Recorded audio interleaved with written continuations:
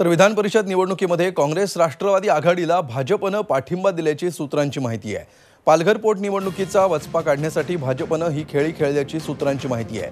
भाजपच्या सर्व सदस्यांना काँग्रेस राष्ट्रवादीच्या अनिल तटकरे यांना मतदान करा असे आदेश मिळाले असल्याची माहिती आहे। शिवसेनेचे राजीव साबळे तर राष्ट्रवादी काँग्रेसचे अनिकेत तटकरे रिंगणात आहेत। अनिकेत तटकरे यांच्या उमेदवारीला काँग्रेस, शेकाप, महाराष्ट्र स्वाभिमान पक्ष यांचाही पाठिंबा आहे। या एका जागेसाठी एकूण 941 मतदार मतदान करणार आहेत। 471चा आकडा पार करण्यासाठी जोरदार घोडेबाजार सुरू आहे।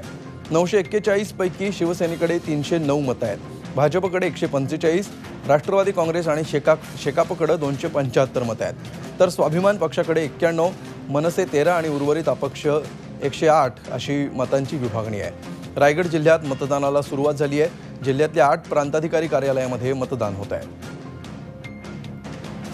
आणि याविषयी आपण अधिक माहिती घेऊया। आमचे प्रतिनिधी प्रणव पोळेकर सध्या आपल्या सोबत आहेत। प्रणव, शिवसेनेला कोंडीत पकडण्याचा प्रयत्न सर्वपक्षीयांकडून सध्या होताना दिसतो आहे।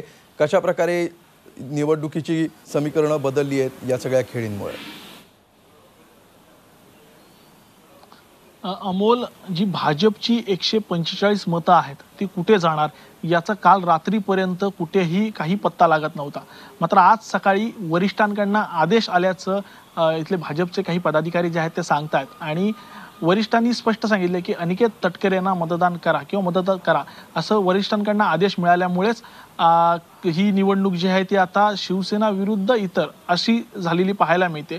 पालघर निवडणुकीचं जे वारे सध्या भाजप विरुद्ध शिवसेना असे जे सुरू आहेत त्याचा कुठेतरी वचपा भाजपकडनं काढण्यासाठी स्थानिक स्वराज्य संस्थांमध्ये निवडणुकीमध्ये राष्ट्रवादी आणि काँग्रेसला मदत करा असं वरिष्ठांनी आदेश दिल्याचं सांगितलं जात आहे। आणि त्यामुळे आता इथली निवडणूक जी आहे ती आता स्पष्ट आहे की शिवसेना विरुद्ध इतर ही जी आता समीकरण जे आहे ते पाहायला मिळणार आहे। राष्ट्रवादीला आता स्पष्ट आम्ही राष्ट्रवादीच्या काही पदाधिकाऱ्यांशी बोलल्यानंतर त्यांना असं वाटतं की आम्ही 500 ते 550 पर्यंतचा आकडा जो आहे तो सहज पार करू।